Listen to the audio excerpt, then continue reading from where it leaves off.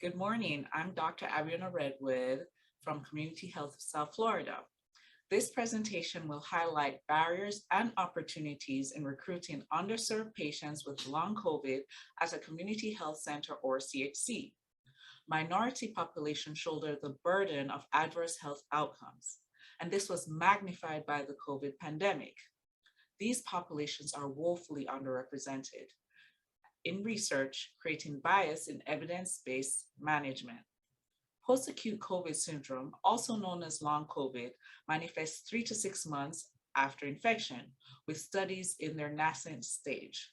To minimize underrepresentation in the burgeoning literature, we sought to engage patients at a CHC in Miami, Florida, in partnership with Nova Southeastern University and the CDC.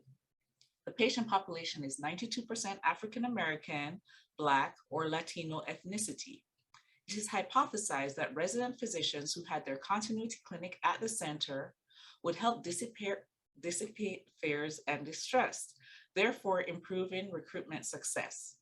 Our poster highlights what we learned from engaging resident physicians to support recruitment of CHC patients in a long COVID study. We conducted a feedback session over Zoom to understand and document their experience.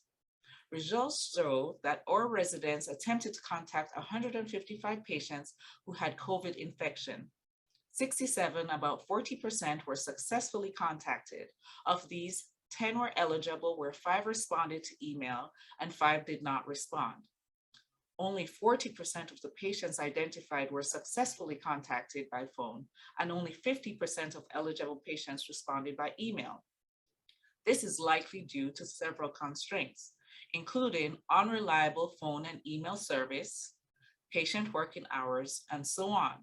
At our CHC, 17% of our population are homeless, and 44% are at or below the poverty line. Now, I will discuss our key learnings in this study. First, we learned that it's vital for CHC physicians to be key partners in developing any screens or surveys. In this study, the eligibility screen was provided by the CDC, and it was too difficult in terms of language and too long to be conducted with our population, especially over the phone. It is estimated that it took up to 30 minutes to perform the screening. In the study location of Miami-Dade, 52% of the population have low literacy, rendering these complicated screens conducted over the phone even more burdensome.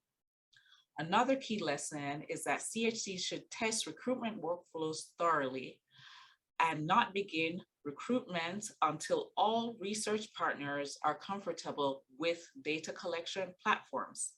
In this study, the platform was constantly updated, resulting in a lot of confusion for physicians and patients, which meant that we did not know if patients who expressed interest were enrolled, so it's hard to gauge the results of recruitment efforts. We learned that patients were mostly available evenings and weekends, which extended resident hours beyond their clinical residency duties. This could have a negative effect on clinician burden. As expected, we found that there were patients that did not have reliable phone or email access. Therefore, we recommend that future studies use alternative methods of contacting patients, such as recruiting in the clinic. Overall, we found that physicians may have helped allay traditional fears of distrust of the health system. However, materials and platform were complicated and timely to conduct over the phone.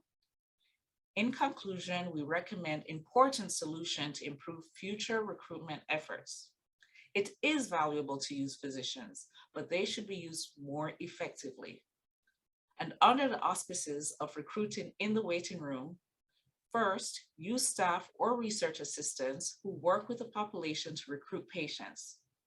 Consider physician announcement and explanation of the research study by TV, video, or postcards.